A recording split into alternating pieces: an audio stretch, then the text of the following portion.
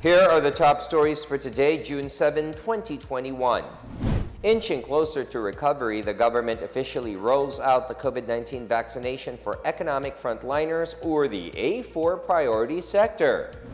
Boosting vaccination, another 1 million doses of Sinovac jabs arrive in the country as the government awaits more supplies to come in this month. The Interior Department lauds local government units' techniques to boost vaccination among their constituents as the country continues to move forward in its vaccination drive. And Pinoy pride Yuka Saso clinches the championship in the US Women's Open in California.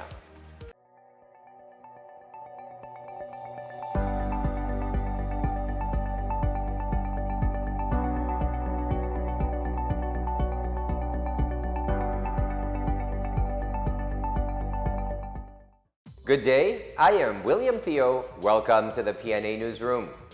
We begin in PSIS City, where the economy is another step closer to recovery from the impact of the COVID-19 pandemic. This as the government officially rolled out the vaccination of the A4 sector, or economic frontliners. Janice Cave has our top story. Workers are the backbone of every industry. And for the economy to completely pick up from the effects of COVID-19, this backbone must be protected at all costs. This is the aim of the rollout of COVID-19 vaccination for the A4 priority sector, which has started on Monday. Government officials led the vaccination of around 50 economic frontliners from various industries, including those from entertainment, mass media, food industry, delivery services, and other essential sectors. For actress TV host Iya Villania Arellano, getting vaccinated is the way to normalcy. It is our way of being able to get back to our lives and be able to enjoy what we used to be able to enjoy without the mask, without the face shield, enjoy fresh air, enjoy breathing properly, and enjoy the outside world with our families. For other economic frontliners, getting the jabs gives an extra layer of protection while at work. Nabakuna na po kayo kasi mas secure po kayo pag meron kayong bakuna. Nag-recommend ako na magpapaksin ako kasi it's better to na meron kayong vaccine kaysa wala. So lahat naman ng vaccine natin na pag-aralan natin. Although marami sila, pero lahat naman yun I think na safe para sa atin. The Trade and Industry Department is also hopeful that this will gradually help the economy recover. Lalakas ang kumpiyansa nila sa pagpasok, yung exposure nila sa public transport, sa workplaces, mawawala na at mababawasan ng pangamba. Kaya ito ang sinasabi namin na shot in the arm, na kailangan talaga ng economic frontliners at kailangan din ng ating ekonomiya. Para yung nakikita nating improvement sa mga signs of recovery, ay magtuloy-tuloy na. Local chief executives also pledged their commitment to heed the call of President Rodrigo Duterte in providing a quick and efficient inoculation for economic frontliners. The government targets to inoculate around 35 million Filipinos who belong to the A4 sector, which include private sector workers who need to leave their homes, government workers, informal sector workers, and those working in private households. The country's vaccination drive is set to get a boost as more vaccine supplies are set to arrive this month. For the PNA Newsroom, I'm Janice Cave. Areas with a high number of COVID-19 cases will receive the newly arrived Sinovac jabs. Vaccine Czar Secretary Carlito Galvez Jr. said the government procured jabs that arrive in the country Sunday morning will be distributed to areas in Visayas and Mindanao upon the directive of President Rodrigo Duterte. With the arrival of the 1 million doses of Sinovac jabs on Sunday, Galvez said the government is looking to administer 4 to 5 million more doses of COVID-19 vaccines before the end of June. He said the government has so far administered nearly 6 million doses of COVID-19 vaccines. Galvez also announced that million more doses of COVID-19 vaccines are set to arrive this month.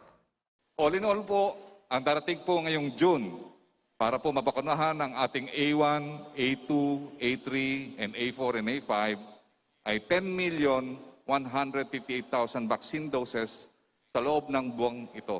At darating din sa Agosto, more or less mga 15 million. Dahil ang ating mga supply agreements ay darating po ng third quarter and fourth quarter. Kaya naman, Kung nariyan po ang bakuna sa inyong mga lugar, lalo na yung ating mga A4 at saka A5, huwag na kayong magtubiling magpabakuna. Huwag na rin kayong mag-alala sa uri ng bakuna na itunuturok sa inyo dahil ang lahat pong ito ay ligtas at epektibo. The Department of Health urges the Filipinos who received their first dose of COVID-19 jabs to go back for their second dose. Health Undersecretary Maria Rosario Vergeres stressed the importance of receiving 2 shots to get the full protection of the vaccine. This came following reports that roughly 113,000 individuals have missed their second dose. Vergeres said the DOH will strengthen its monitoring system, but noted that some of these individuals have valid reasons why they failed to get their second jab. Vergeres also said the DOH is working closely with local government units to inoculate more people under the A2 and A3 priority lists.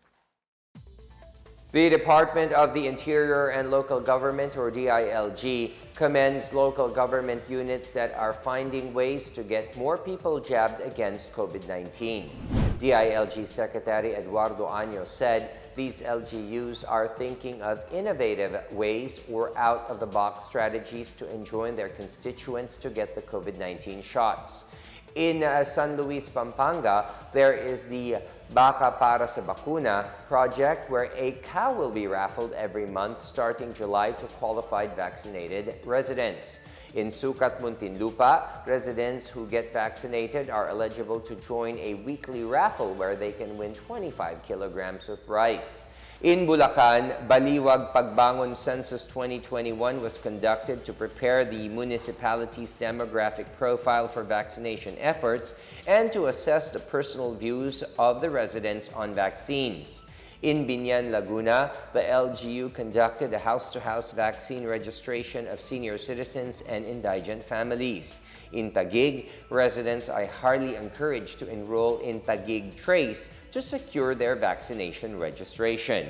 And in Rizal, the local government engaged the private sector for the use of cold storage facilities free of charge. In San Mateo, Rizal, the LGU was able to get free use of SM City San Mateo cinemas as vaccination centers. In San Quintin, Abra, they have arranged to store vaccines in a freezer with a prescribed temperature at a rural health unit. The LGU has a generator set in case of power interruption. Año stressed the importance of getting vaccinated, saying this is the only way we can end the pandemic. Local governments are doing non-stop inoculation drive to be able to achieve herd immunity in their specific areas. Marita Moahe will give us an update on the numbers of vaccinated individuals in the different provinces. More than 137,000 doses of COVID-19 vaccines have already been administered in Soc-Sargien. The Department of Health says the vaccination has so far covered individuals under the A1, A2, and A3 priority groups. They were inoculated with AstraZeneca and Sinovac vaccine. In Zamboanga City, more than 53,000 were inoculated in just 2 months. Almost 42,000 got their first dose while 11,000 got their second dose. The city government targets to inoculate at least 70% of its population. This is equivalent to 694,696 individuals. Meanwhile, more than 15,000 healthcare workers in the Bangsamoro Autonomous Region in Muslim Mindanao, or BARMM, have received their first dose of the COVID-19 vaccine. Of the more than 15,000, about 20% have received their second dose, while the remaining more than 8,000 are set to receive their second dose. The BARMM has so far received a total of 78,800 doses of vaccines from the national government. And in Bacolod, the city government received an additional 10,000 vials of Sinovac from the national government on Saturday. Each vial of CoronaVac is equivalent to 1 dose. The fresh batch of vaccines arrived on board a Philippine Airlines flight from Manila at the Bacolod Silay Airport. Mayor Evelio Leonarda thanked the Department of Health in Western Visayas for their quick response to the call of the city government for more vaccine supply. As of June 4, the city government has administered a total of 37,150 doses of COVID-19 vaccines. For the PNA Newsroom, I'm Marita Muaje. 3 health experts from Israel are set to arrive in the country to discuss strategies on vaccination deployment, transition to the new normal, and addressing vaccine hesitancy. Vaccine Czar Secretary Carlito Galvez Jr. said the government is targeting to adopt Israel's interventions on increasing public uptake, which is to provide incentives for vaccine recipients and restrictions for those who are yet to get coronavirus jabs. Galvez said Israel's method allows people who have received the jabs to increase their mobility and slowly return to normalcy, while those who have not been vaccinated will still need to follow quarantine protocols. Israel's vaccination program is said to be highly successful. Still to come, the Step 2 of the PSIS registration kicks off in Northern Mindanao. And the country's top cop says the good cops still outnumber bad eggs in the force. Details ahead. This is the PNA Newsroom.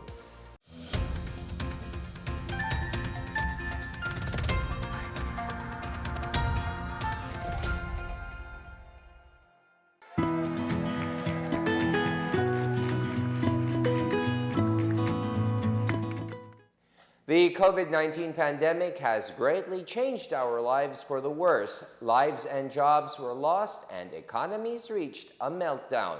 Thanks to the arrival of safe and effective vaccines, we are one step closer to normalcy. It's time to do our part, get vaccinated for our safety and for our recovery. You are there in that community, go there and have yourself vaccinated by any of the vaccines available. They are all potent, they are all effective. I would like to appeal to all our kababayans, please get vaccinated against COVID-19 and be the government partner in preventing further spread of the disease. I encourage you to get vaccinated as soon as possible time. These vaccines are safe and they are the key to reopening our society. The need for international solidarity and cooperation cannot be made clearer than this pandemic, because everyone is safe. No one is safe globally until everybody is safe. Vaccines work.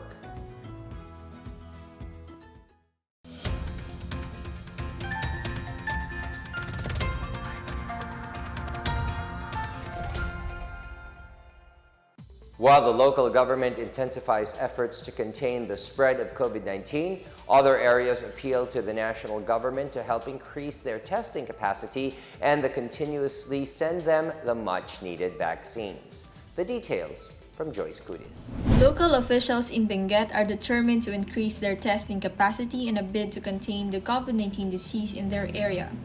This as the Benguet General Hospital can only swab 500 swab samples per day. Governor Melchor Diclas said there will be aggressive testing in the province, particularly on their vegetable trading post, Benguet Agri-Pinoy Trading Center, and government offices. Benguet has 350 active COVID-19 cases as of June 4. Meanwhile, the COVID-19 referral hospital in Bicol is currently at full capacity. Bicol Medical Center is advising the public that the hospital would limit its admission to COVID-19 patients with only severe and critical conditions. Based on the Regional Health Office's COVID-19 tracker, Bicol has 12,748 infections as of June 3 with almost 4,000 active cases. In Negros Oriental, Governor Ruel Degamo is urging the national government to fast-track the delivery of additional vaccines amid the continuing surge of COVID-19 cases in the province.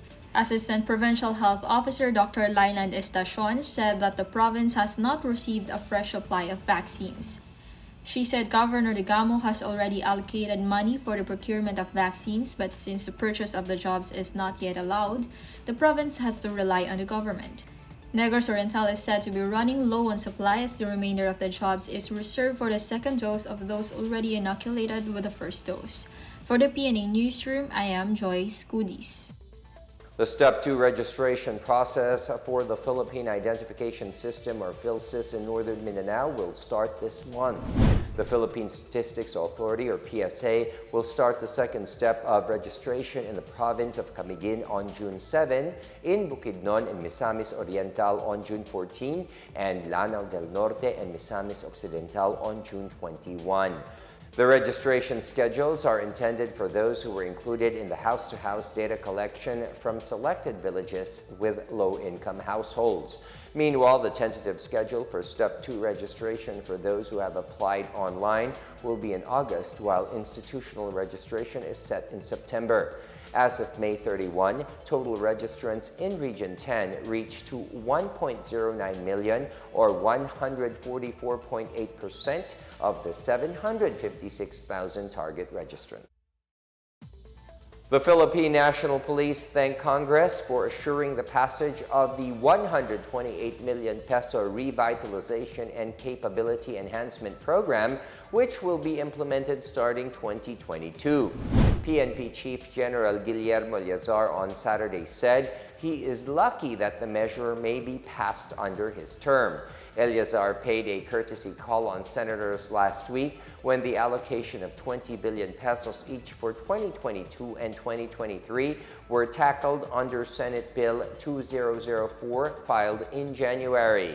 The PNP Revitalization and Capability Enhancement Program will fund the construction of 400 police stations that are currently erected on properties not owned by the PNP. The fund will also be spent to improve crime laboratories in the province's custodial facilities, training institutions, barracks facilities, and hospitals. He added that all the basic handguns and assault rifles requirement, as well as mobility assets such as helicopters, would be covered in the said budget. Despite incidents of cops getting involved in crimes, Philippine National Police Chief General Guillermo Eleazar believes the good ones outnumber the rogue members. Eleazar said of more than 220,000 policemen in the PNP, only a very small percentage are corrupt or abusive. He said policemen's nature of being helpful to others, even outside their mandates, prevail. On Sunday, Eleazar lauded officers in the provinces of Bulacan and Isabela for providing true and selfless public service. On June 4, members of the Isabela Provincial Mobile Force Company, led by Patrolman Maynard Liapitan, rescued a man from drowning in the river while on patrol in Barangay Rangayan, Ilagan Town. In Bulacan, Staff Sergeant Babylin Junio of the Hagonoy Police recently helped a woman who gave birth while in a tricycle. Eleazar urged all PNP personnel to follow the examples of Liapitan and Junio, as well as other police officers who do good deeds for the community. The city government of General Santos has allowed more businesses to reopen as response and health capacity improved amid the continuing surge of locally transmitted COVID-19 cases in the city. Mayor Ronel Rivera on Saturday said dine-in services have been allowed on limited capacity as the city remains under general community quarantine. He said food establishments are now allowed to accept dine-in customers at 30% capacity for enclosed spaces and 50% in al fresco or open spaces.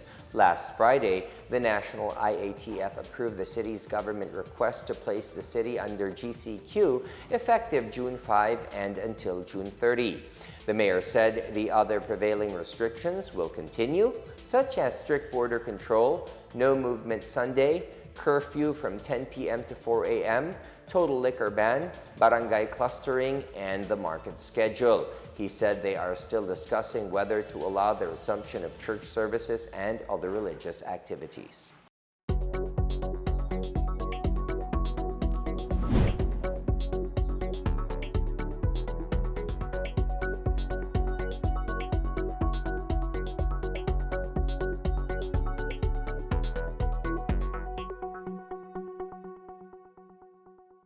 Up next, a spokesperson of the country's anti-insurgency body says its funds are for Filipinos and not for election campaign.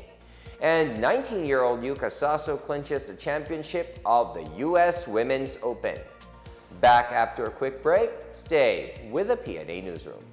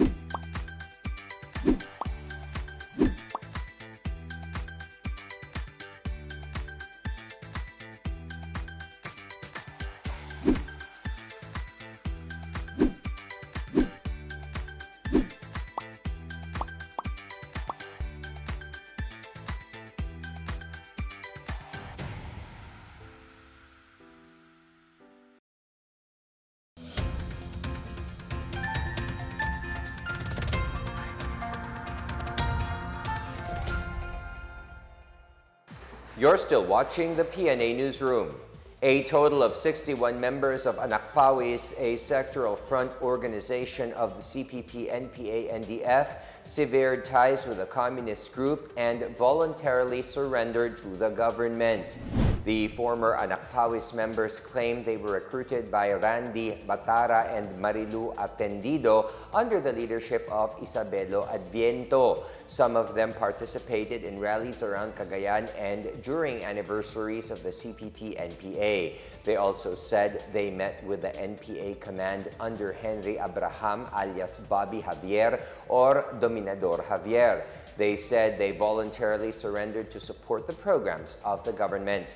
The Cagayan Provincial Police Office said the surrender of the 61 Anak Pawis members proved the declining strength of the CPPNPA. Anak Pawis is reportedly an electoral wing of the Kilusang Mayo Uno and the peasant group Kilusang Mangbubukid ng Pilipinas. They were also among those named by CPP founding chairman Jose Maria Sison as part of the CPPNPA's democratic forces. Beneficiaries of the National Task Force to End Local Communist Armed Conflict in Davao del Norte said they are optimistic that the NTF-LCAC's Barangay Development Program will definitely change their lives. Barangay Semong and Tiburcia, 2 of 14 villages in Capalong Town and Barangay Concepcion in Asuncion Town, were identified as beneficiaries of BDP, which aims to bring development to former communist-affected communities. Barangay Semong and Barangay Tiburcia will use the fund for road concreting.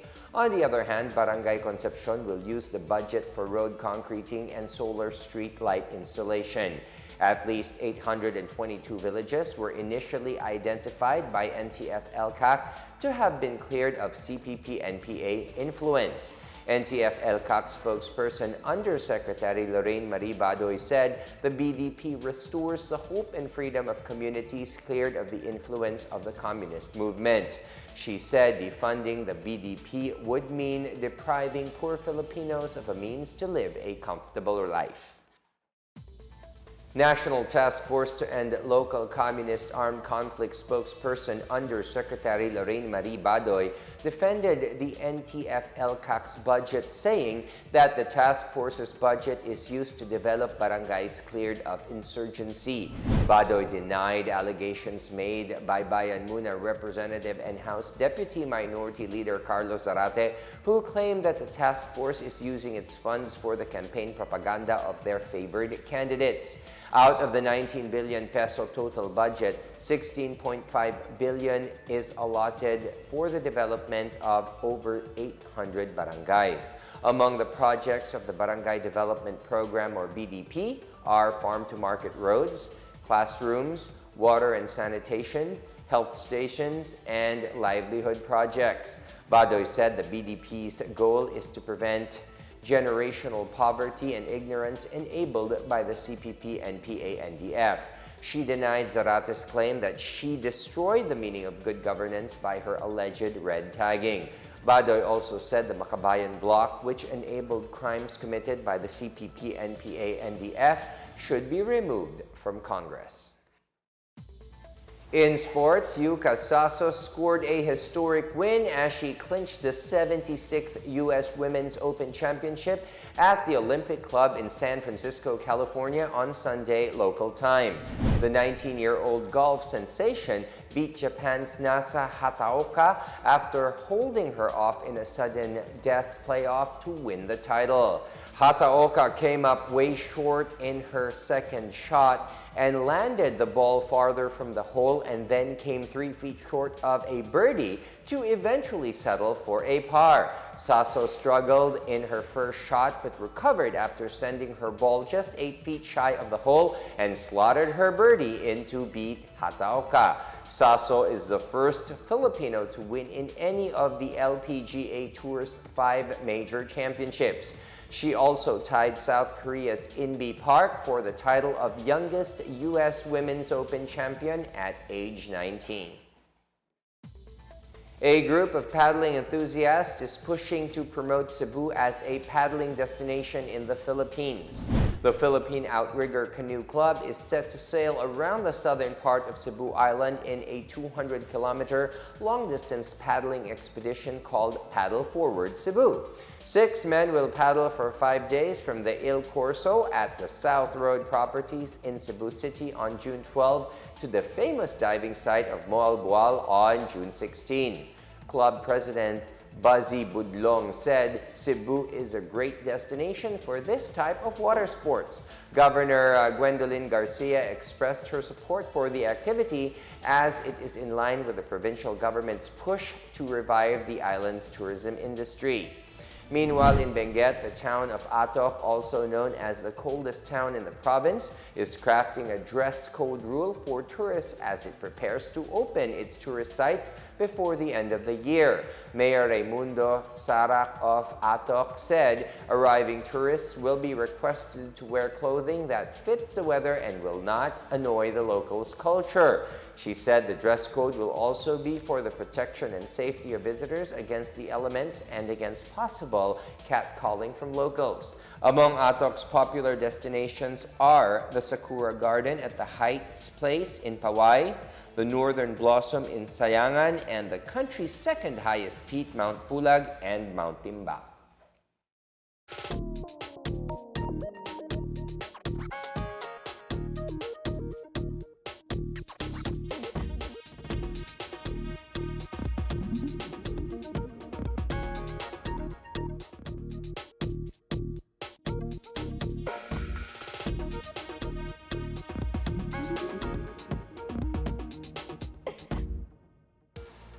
Here's another look at today's biggest stories. Inching closer to recovery, the government officially rolls out the COVID-19 vaccination for economic frontliners, or the A4 priority sector.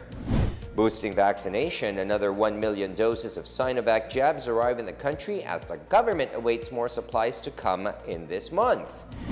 The Interior Department lauds local government units' techniques to boost vaccination among their constituents as the country continues to move forward in its vaccination drive. And Pinoy pride Yuka Saso clinches the championship in the U.S. Women's Open in California. Thank you for watching another episode of the PNA Newsroom. To check more news content, visit our webpage or head onto the Philippine News Agency's Facebook and Twitter accounts. For more stories about the government and how it serves Filipinos, look for these hashtags in all of our social media platforms and websites. We are shown on the pages of the PCOO and its attached agencies, Also, watch us on television on PTV4 and IBC 13. And that's your daily dose of the biggest stories that you need to know. From the PNA Newsroom, we tell stories that inspire change. I am William Theo. Good day, everyone.